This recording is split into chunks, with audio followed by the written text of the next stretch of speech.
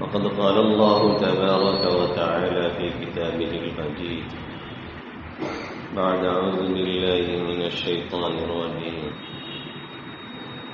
إنا أنزلناه في ليلة القدر وما أدراك ما ليلة القدر ليلة القدر خير من ألف شهر تنزل الملائكة والروح فيها بإذن ربهم من كل أمر سلام هي حتى مطلع الفجر.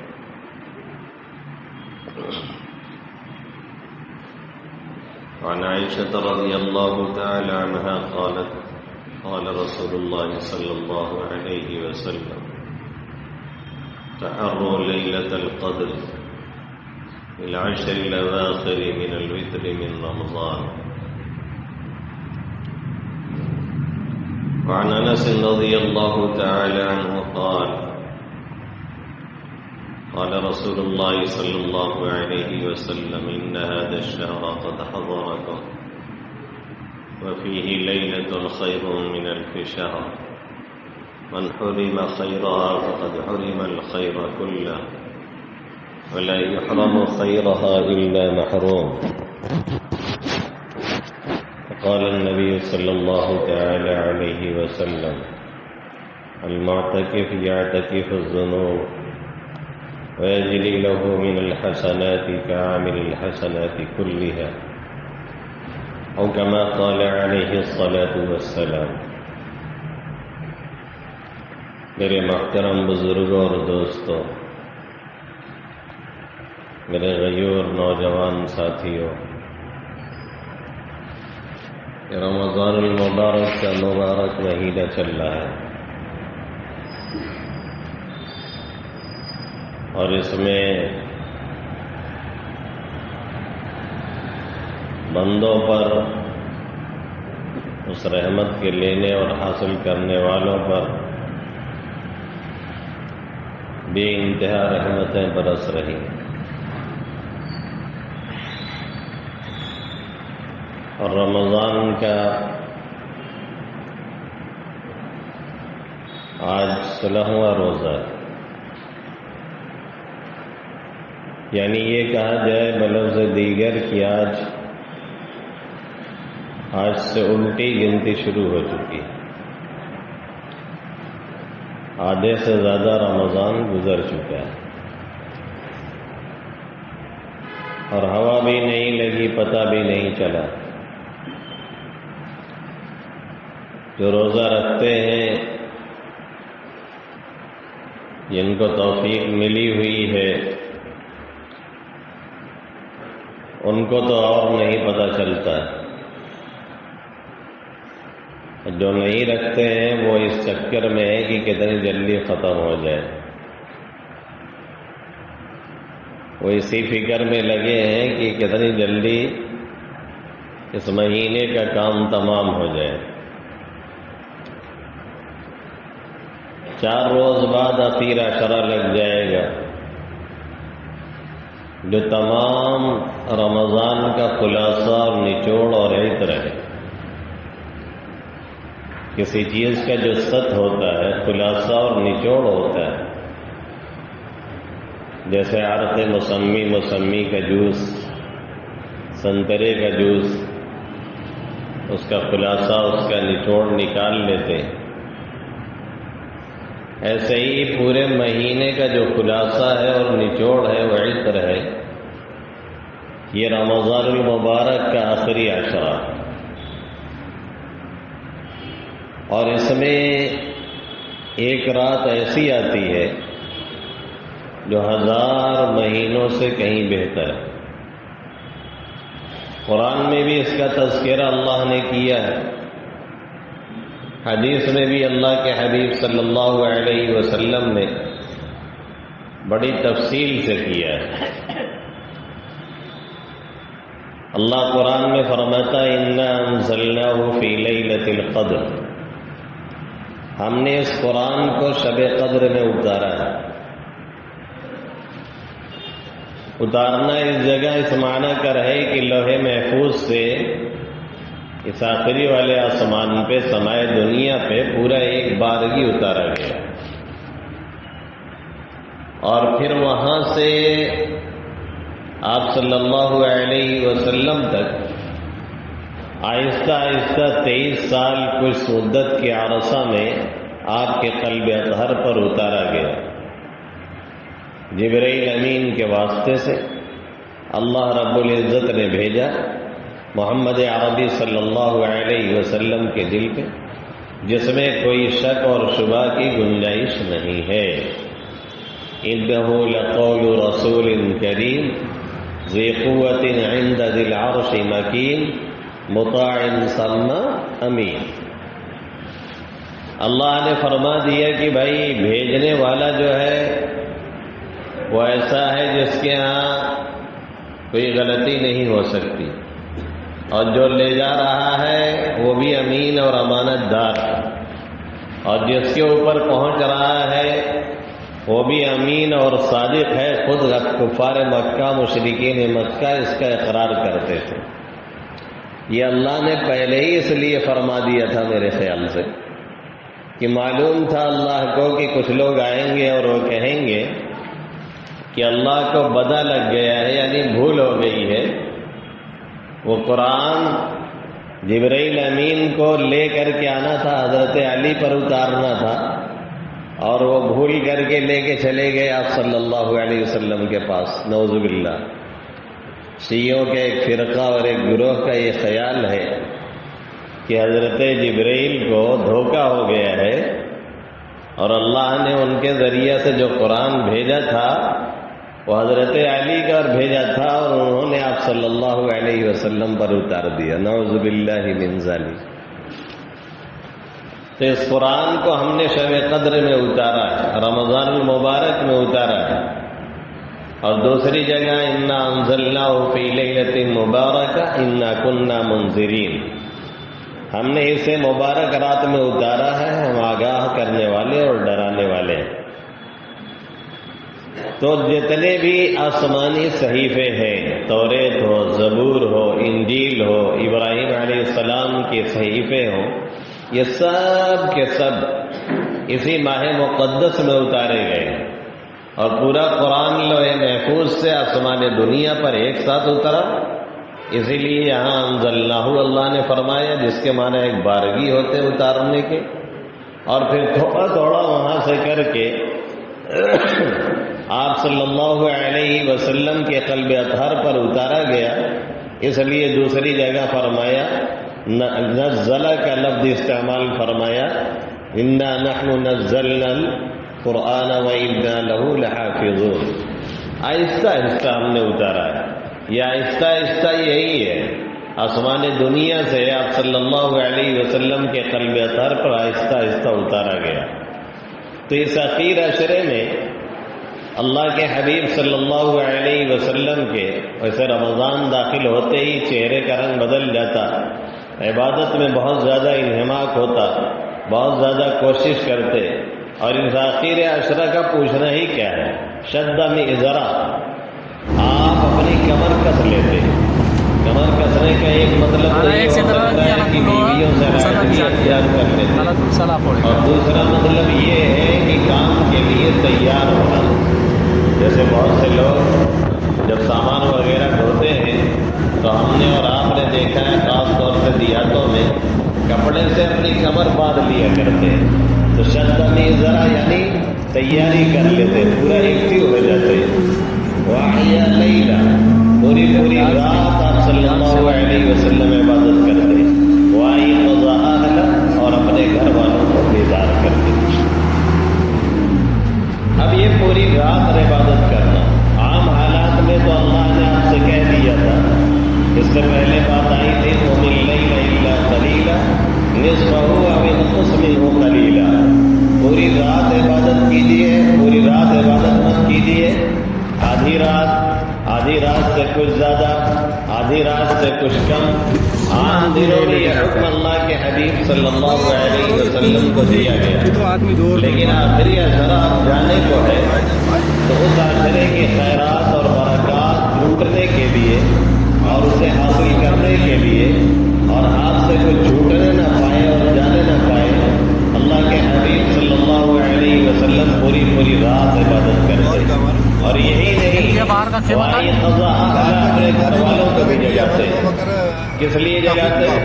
کہ اٹھو، یہ مبارک رات ہے، اٹھو، اس رات میں پڑے رہنا ٹھیک نہیں، اٹھو، اس رات کا کچھ فائدہ حاصل کر لو، اس لیے جگاتے تو اپنے گھر والوں کو۔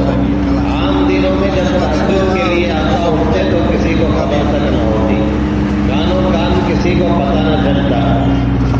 وہاں پر جب اٹھتے تو قام رویدا فتح الباب رویدا انتعل رویدا، آقا آہستہ سے اٹھتے، آہستہ سے اپنا چپل پہنتے، آہستہ سے اپنے سینڈل وغیرہ جو بھی اس زمانے میں کہہ لیا جائے پہنتے، اور آہستہ سے باہر نکلتے، آہستہ سے دروازہ کھولتے، تاکہ آپ کی رفیق حیات سے نیند نہ ٹوٹ جائے، علم نہ ہو جائے۔ اس لیے آہستہ سے کام کر کے آپ صلی اللہ علیہ وسلم اپنی عبادت میں لگ جاتے ہیں۔ اب ہمارا حال یہ ہے کہ سال بھر تو ہمیں اس کی توفیق ہوتی نہیں، ملا ماشاء اللہ کچھ ایسے بندے ہیں جن کو ہوتی، ہمیں تو توفیق ہوتی نہیں۔ اور بائی چانس اگر ہم اٹھ گئے تو پتہ چلا کہ اتنا ہڑبڑ مچا دیں گے کہ پورے گھر والے جان جائیں کہ آج یہ بھیا تہجد میں اٹھے۔ تو یہ طریقہ عام دنوں میں ٹھیک نہیں ہے، کیونکہ واجب اور فرض نہیں ہے تہجد کی اس کے لیے ہنگامہ کیے جائیں۔ تو اللہ کے حبیب صلی اللہ علیہ وسلم بڑے آہستہ سے اٹھتے اور آہستہ سے کام کرتے، اور اس اخیر عشرے میں یعنی 20 سے 30 تک، اور خاص طور سے 10 راتوں میں خود بھی اللہ کے حبیب صلی اللہ علیہ وسلم بیدار ہوتے، اور بیدار ہونے کے بعد لوگوں کو بیدار کرتے، اور یہ کہتے کہ اٹھ جاؤ، یہ سونے کا وقت نہیں ہے، یہ رحمتوں کے لوٹنے کا وقت ہے۔ اسی کو اللہ فرما رہا ہے اِنَّا أَنزَلْنَاهُ فِي لَيْلَةِ الْقَدْرِ وَمَا أَدْرَاكَ مَا لَيْلَةُ الْقَدْرِ، ہم نے اس قرآن مقدس کو شب قدر میں اتارا۔ پھر مزید شوق دلانے کے لیے اللہ کہہ رہا ہے وَمَا أَدْرَاكَ مَا لَيْلَةُ الْقَدْرِ، آپ کو کچھ خبر بھی ہے کہ لیلۃ القدر ہے کیا چیز، اس کی اہمیت کیا ہے؟ آگے پھر اللہ جواب دے رہا ہے، سوال اٹھانے کے بعد خود ہی فرما رہا ہے لیلۃ القدر خیر من الف شہر، شب قدر 1000 مہینوں سے بہتر ہے۔ یعنی ایک رات کی عبادت، اگر اس ایک رات میں ہم نے ایک مرتبہ سبحان اللہ کہہ دیا تو مطلب یہ ہوا کہ 1000 مہینے سے زیادہ ہم سبحان اللہ کہتے رہے۔ اس ایک رات میں اگر ہم نے 1 روپیہ صدقہ کر دیا، صدقہ حلال سے ہونا چاہیے، حرام مال سے اللہ صدقہ نہیں قبول کرتا ہے، یاد رکھیے۔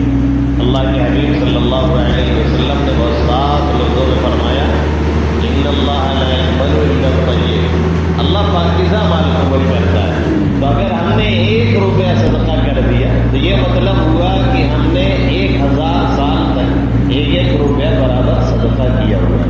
لیلۃ القدر خیر من الف شہر، یہ شب قدر 1000 مہینوں سے بہتر ہے۔ اب کتنی بہتر ہے یہ اللہ ہی جانتا ہے، کتنی بہتر ہے یہ اللہ ہی کو معلوم ہے۔ دیکھیے جب کسی چیز میں بہت زیادہ فرق ہوتا ہے تب عربی میں خیر کا استعمال ہوتا ہے، 19-20 کے فرق میں خیر کا لفظ نہیں استعمال ہوتا۔ اگر کسی چیز میں تھوڑا بہت فرق ہو تب خیر کا لفظ اللہ استعمال نہیں کرتا ہے، جب کسی چیز میں بہت زیادہ فرق ہوتا ہے تب وہاں خیر کا لفظ استعمال کیا جاتا ہے۔ جیسے کہا جائے آسمان زمین سے خیر بہتر ہے، تو آسمان زمین کا جو کہ کافی فرق ہے، اس لیے یہاں پہ خیر کا لفظ اللہ استعمال کرے گا، اور یہاں پر ہم اور آپ استعمال کر سکتے ہیں۔ تو 1 مہینے کے 1 رات کی عبادت 1000 مہینوں سے بہتر ہے۔ اب 1000 مہینے کے تو 83 سال 4 مہینہ بنتے ہیں، یعنی 83 سال سے اوپر تو 1 رات ہو گئی۔ خوش نصیب ہے وہ شخص جسے اس رات میں جب سے بالغ ہوا ہے ہمیشہ عبادت کی توفیق ملتی رہی، اور خوش نصیب ہے وہ لوگ جنہیں رمضان میں، کسی بھی رمضان میں، اس ایک رات میں عبادت کی توفیق زندگی عبادت میں گزر چکی ہے، عمر ہی کتنی ہو رہی ہے 60-70، اور اب تو نوجوان ہٹے کٹے بیچارے کھڑے کھڑے چلے جاتے ہیں، تو عمر ہی کتنی لوگوں کی ہو رہی ہے۔ اگر کسی کو مل گئی تو پھر یہ سمجھ لے کہ 83 سال کچھ مہینے سے زیادہ اس نے عبادت میں لگا دیا ہے۔ اب اگر اتنی بڑی نعمت یوں ہی دے دی جاتی تو ہم نہ قدرے لوگ ہیں نہ قدری شروع کر دیتے۔ اس لیے یہ نعمت ایسے دی گئی ہے کہ تھوڑا چھپا دی گئی ہے۔ امی جان حضرت عائشہ رضی اللہ تعالی عنہا نے فرمایا کہ اللہ کے حبیب صلی اللہ علیہ وسلم نے فرمایا تحروا لیلۃ القدر فی العشر الاواخر من الفطر من رمضان، کہ شب قدر کو رمضان کی آخر کی 7 راتوں میں تلاش کیا کرو، یعنی جیسے 20واں روزہ آئے گا تو 21ویں رات، 22واں روزہ آیا تو 23ویں رات، 24واں روزہ آیا تو 25ویں رات، 26واں روزہ آیا تو 27ویں رات، اور 28واں روزہ آیا تو 29ویں رات۔ اب تک رات پھر نہیں آئے گی، اس لیے کہ 29 روزہ کے بعد پھر جوس رات ہے، اور پھر اس کے بعد اگر 30واں روزہ آیا تو پھر عید کی رات ہو جائے گی، پھر رمضان بچے گا کہاں؟ تو تاک راتوں میں اسے تلاش کرو۔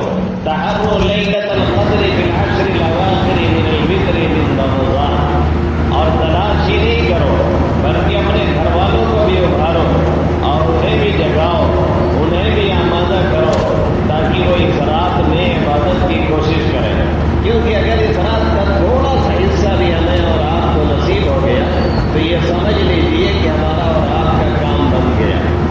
اس رات میں حضرت جبرائیل فرشتوں کے پورے ایک جھنڈ کے ساتھ اترتے ہیں، یا بھی تو بطن من الملائکہ، پھر انہیں بھیجتے ادھر سے ادھر اور کہتے جاؤ فیسلمون علی کل قائم وقائد وذاکر ومصلی، وہ فرشتے جاتے ہیں جہاں کوئی اللہ کا بندہ اس رات میں عبادت میں لگا ہے، جہاں کوئی بندہ نماز پڑھ رہا ہے، تلاوت کر رہا ہے، دعائیں مانگ رہا ہے، ذکر کر رہا ہے، کسی اور عبادت میں لگا ہوا ہے، اس کی دعا اسے مصافحہ کرتے، اس کی دعاؤں پہ آمین کہتے ہیں۔ فرشتے کی یہ ڈیوٹی اس رات میں لگی ہوئی ہے، اللہ رب العزت خود نواز رہے ہیں اور فرشتوں کو بھی لگائے ہوئے ہیں کہ وہ ایسے لوگوں کے ساتھ رہیں۔ پھر جب صبح ہو جاتی ہے سلام ہی حتی مطلع الفجر، یہ رات پوری رات سلامتی ہے، کب تک؟ صبح صادق تک، یعنی آفتاب غروب ہوا یہاں سے یہ شروع ہوتی ہے، اور جب سحری کا وقت ختم ہوتا ہے تب اس کا ٹائم اور وقت ختم ہوتا ہے، تب تک یہ رات رہتی ہے۔ مغرب بعد سے سلسلہ شروع، مغرب بعد نہیں بلکہ یہ کہیے کہ سورج ڈوبنے سے سلسلہ شروع ہوتا ہے، اور صبح صادق سحری کا وقت ختم ہونے تک یہ سلسلہ جاری رہتا ہے۔ فرشتے ادھر ادھر بکھر جاتے ہیں، ہماری آپ کی دعاؤں پہ آمین کہتے ہیں، ہم جیسے سڑے لوگوں سے ملاقات کرتے ہیں، مصافحہ کرتے ہیں، ان کی دعاؤں پہ آمین کہتے ہیں، سلامتی کے ان کے لیے دعائیں کرتے ہیں، یہاں تک کہ صبح ہو جاتی ہے تو جبرائیل امین کہتے ہیں معاشر الملائکہ الرحیل الرحیل، فرشتوں کی جماعت اب واپس چلو واپس چلو۔ تو فرشتے پوچھتے ہیں کہ کیا ہوا، اللہ نے کیا کیا محمد عربی صلی اللہ علیہ وسلم کی امت کے ساتھ؟ غور سے سنیں، بہت خیال سے سنیں۔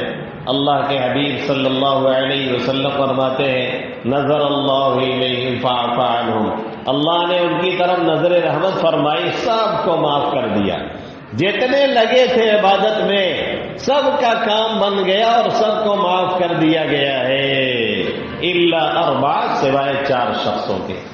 پوچھا گیا وہ 4 شخص کون ہیں؟ غور کریں ہمارے ینگسٹر، ہمارے نوجوان، اور اپنے نوجوانوں کی یہ باتیں پہنچائیں۔ پوچھا یہ گیا کہ وہ 4 لوگ کون ہیں؟ اللہ کے حبیب صلی اللہ علیہ وسلم نے فرمایا مدبر خمر، ایک تو جو شراب کا عادی ہے، پیکڑ ہے، جو پیتا رہتا ہے، چھوڑتا نہیں ہے۔ آج وسکی کی چسکی ہمارے نوجوانوں میں تیزی سے داخل ہوتی جا رہی ہے۔ آج نامعلوم کتنے شراب خانے ہیں کتنے شراب کے اڈے ہیں، ہمارے نوجوان وہاں پہ کھڑے ہوئے نظر آتے ہیں۔ حدیث میں اللہ کے حبیب صلی اللہ علیہ وسلم نے فرمایا من شرب الخمر لم تقبل صلاته 40 صباحا، جس نے ایک مرتبہ شراب پیا اس کی 40 دن کی نماز قبول نہیں ہوگی۔ اگر ایک مرتبہ شراب پی لے تو 40 دن کی اس کی نماز نہیں قبول ہوتی، تو جو مستقل پی رہا ہوگا اسے کیوں بخشا جائے گا؟ اس لیے اس سے توبہ کرے تبھی کام بن سکتا ہے، ورنہ اس کی معافی تلافی نہیں ہے۔ پہلا شخص مدمر خمر، دوسرا شخص ہے عاق لوالدی، اپنے والدین کا نافرمان، اپنے والد اور والدہ کا نافرمان۔ کوئی جائز کام کا حکم دے، کوئی اس طرح کی بات کہے، ان سے اعراض کرے، انہیں نظر گھور گھور کر کے دیکھے، ان کے سامنے تکبر سے پیش آئے، اونچی آواز میں ان سے باتیں کرے، ان کے لیے دعائے مغفرت نہ کرے، ان کے لیے دعائے رحمت نہ کرے، ایسے شخص کی مغفرت نہیں کی جاتی ہے۔ اس لیے اولادوں کو سوچنا چاہیے کہ اگر ہم ایسا کر رہے ہیں تو ہمارا سارا کیا کرایا سب اکارت اور بیکار ہے۔ اس لیے وہ لچکیں، جھکیں، اپنے والدین سے ملیں، سلام کریں، ان کی پیشانی کو بوسہ دیں، اور ان کے والدین سے بھی درخواست کریں کہ آپ بھی لچک کا تھوڑا سا معاملہ دکھائیں۔ اگر کوئی اختلافی بات آتی ہے تو آپس میں ڈسکس کریں، اور مزاج اگر نہیں بیٹھ رہا ہے، مل رہا ہے تو ٹھیک ہے، بہت سے لوگوں کا مزاج نہیں ملتا ہے، کوئی بات نہیں ہے، لیکن اتنا تو رہنا چاہیے کہ کم سے کم سلام کلام جاری رہے تاکہ اس رات کا فائدہ نصیب ہو۔ آج کے نوجوانوں نے اپنے والدین کو اپنا غلام سمجھا ہوا ہے اور مجبور کرتے انہیں ان کاموں پہ جو وہ کرنا نہیں چاہتے ہیں۔ یہ کسی طرح سے مناسب نہیں ہے، اور والدین بھی بہت سے ایسے ہیں جو ان کے مزاج کے خلاف دباؤ بنانے کی کوشش کرتے ہیں، یہ بھی کسی طرح سے درست نہیں ہے۔ اتنی اچھی رات میں اور مغفرت اور نیکی کی رات میں وہ بیچارے محروم رہ جاتے ہیں۔ اللہ رب العزت ہمیں اور آپ کو صحیح سمجھ نصیب فرمائے، اور ہر بیٹے اور بیٹی کا ان کے والدین سے رشتہ مضبوط اور استوار فرمائے۔ دوسرا شخص ہے عاق لوالدی، تیسرا شخص ہے قاطع الرحم، رشتے کو توڑنے والا، رشتے کو کاٹنے والا۔ اب اس میں تو کچھ کہنے کو رہ نہیں گیا۔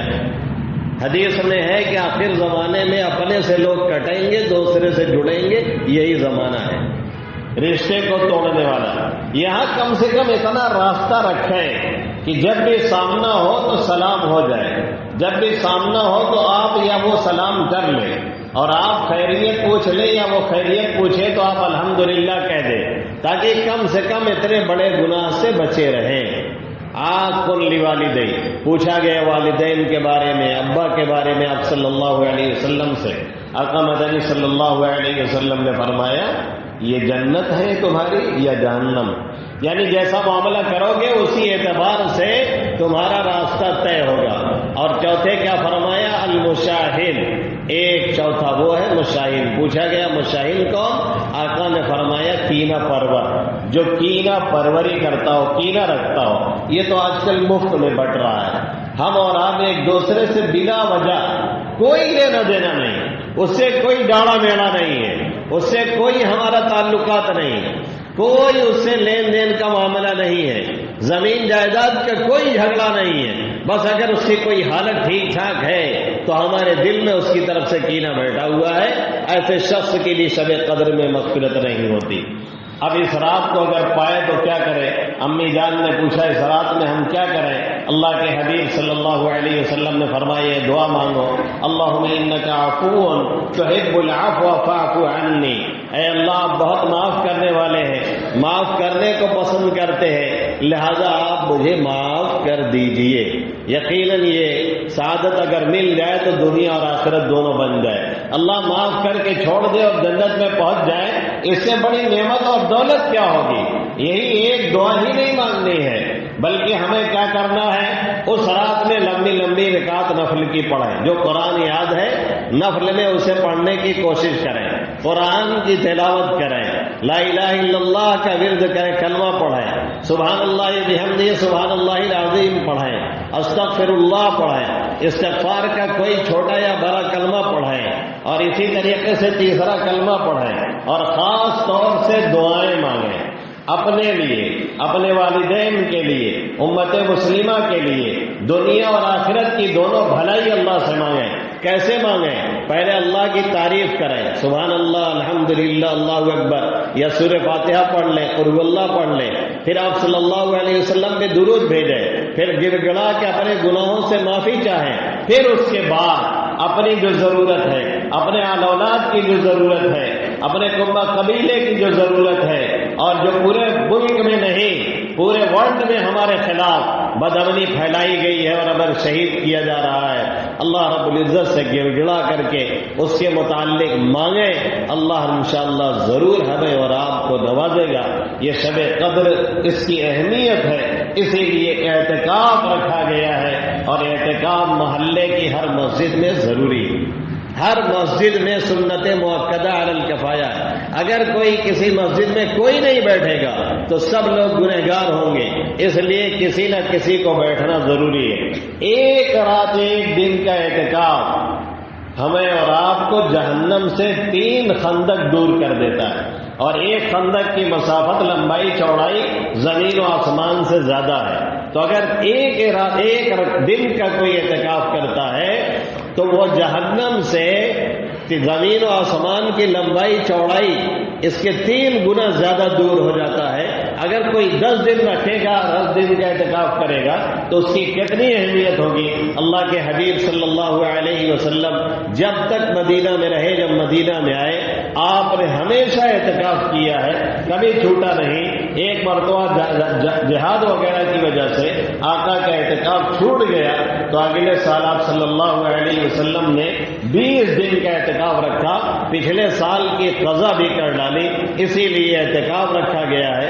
محلے کی ہر مسجد میں کسی نہ کسی کو بیٹھنا ہے، جیسے ہر مسجد میں تراویح ضروری ہے، ایسے ہی ہر مسجد میں اعتکاف ضروری ہے۔ اور بہت سی وہ عبادات جو اعتکاف کی وجہ سے آدمی نہیں کر سکتا ہے، جنازے میں جانا، کسی کی عیادت کرنا، کوئی اور نیک کام کرنا، بے کیے ہوئے اللہ اسے دیتا رہتا ہے۔ تو یہ اخیر عشرہ شروع ہونے کو ہے، 20واں روزہ 21ویں تاریخ، 22واں روزہ 23ویں رات، 24واں روزہ 25ویں رات، 26واں روزہ 27ویں رات، 28واں روزہ 29ویں رات۔ اس ایک رات میں اگر عبادت کی توفیق مل جا رہی ہے، اور اللہ ہمیں اور آپ کو توفیق عطا فرمائے، آمین یا رب العالمین، تو 1 روپیہ اگر ہم نے اس رات میں صدقہ کیا تو سمجھ لیجئے کہ 83 سال صدقہ چل رہا ہے۔ ہم نے اگر اس ایک رات میں 2 رکعت نماز پڑھی تو سمجھ لیجئے کہ 83 سال ہم 2 رکعت نماز پڑھ رہے ہیں۔ ہم نے اس ایک رات میں اگر 5 منٹ بیٹھ کے دعا مانگ لی